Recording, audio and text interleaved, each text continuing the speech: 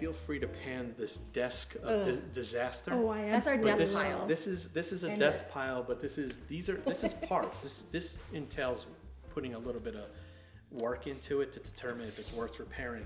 So for example, this is a vintage Sony Discman, probably from the mid 90s.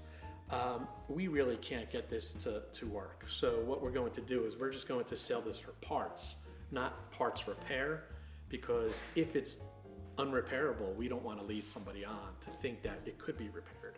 So we will sell this for parts, and people will buy that for just that, parts. I mean, whether it's the lid, whether it's a battery cover, Or some whether it's internal a parts. reader, it doesn't matter. So they know the value of the parts.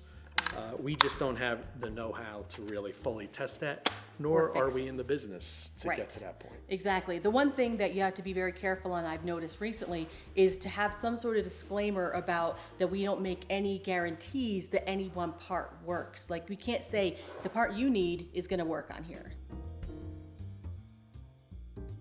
We're just saying it doesn't work, and you're taking that risk, and we price it accordingly. You know, we're not going to price it as if it worked, if course. it doesn't. So typically, like, if this is fully functional and sold for $100, for parts, we would sell it for $50. If it was parts repair in the past, we would probably sell it for $65.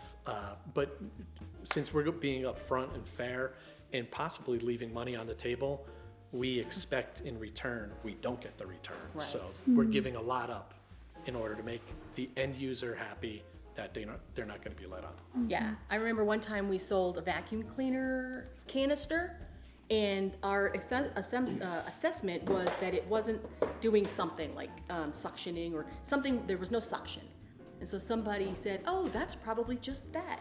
Like, they knew how to fix it, but we didn't want to fix it, and we didn't know how to fix it. We probably could have figured it out. Yeah. But Dave's always like, "We want profits, not projects." You know, we want to get it out. Like, we'd rather take the less amount and get it out versus keep it and hold on to it and try to fix it and That get is a a little bit great more title. money. That is- that is a great profits, title. not projects. Yes. That's really smart. That is a great title.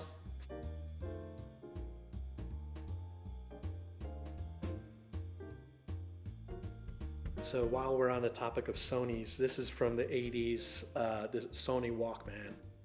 This is missing the battery cover. The headphones are all... They're original, but Yeah, but the foam is Yeah. all off. And I'm totally gonna break this apart, sell these individually for parts. These will go for $25 as is. And this, same thing, this will go for $30 as is. You're making some value out of nothing, as opposed to looking at it and saying, this is roach demolished, I'm throwing it out. You breaking it up, because people need the headband, they need little connectors or whatever you want to call it.